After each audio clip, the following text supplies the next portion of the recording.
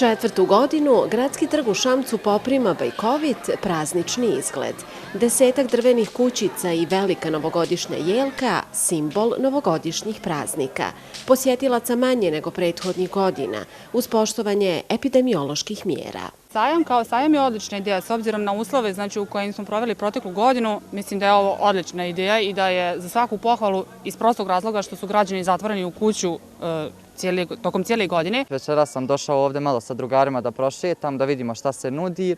Ima svega i svačeg, zanimljivo je, ima dosta i omladine i može svašta da se nađe. Na malom novogodišnjem sajmu proizvode i usluge nude udruženja građana, zanatlije i ugostitelji. Članice udruženja žena Ivanin Zlatni vez pripremile su razne poslastice i suvenire koje su same napravile.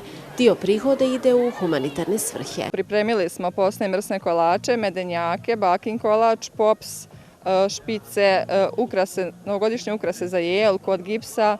Tu su igračke za decu, gumice za devojčice, lutkice, dekoracije, novogodišnje dekoracije. I ove godine pola zarađenog novca ćemo uplatiti za lečenje Olivera Palgajodija iz Srbije, a pola novca ide za naše udruženje, za naš prostor koji stalno dorađujemo. Sličan asortiman i na štandovima udruženja žena Šamac, kola srpskih sestara i omladinske organizacije.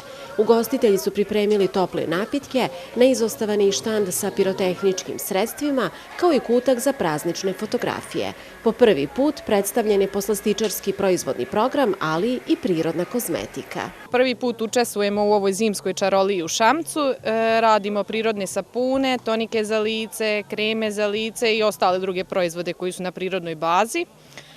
Mislim da je ovo u današnjem periodu i dobro što su uopšte išta organizovalo. Zimska čarolija na Ušću postala je svojevrstan brend Šamca. Zato su organizatori, Centar za kulturu i lokalna uprava odlučili da ona ne izostane ni ove godine. Ovo naše božićno seoce je trebalo da bude samo jedan dio četvrte po redu zimske čarolije na Ušću koje organizuje općinska uprava i Centar za kulturu iz Šamca. Međutim, zbog opšte poznate situacije uzrokovane koronavirusom, ove godine smo bili primorani da improvizujemo.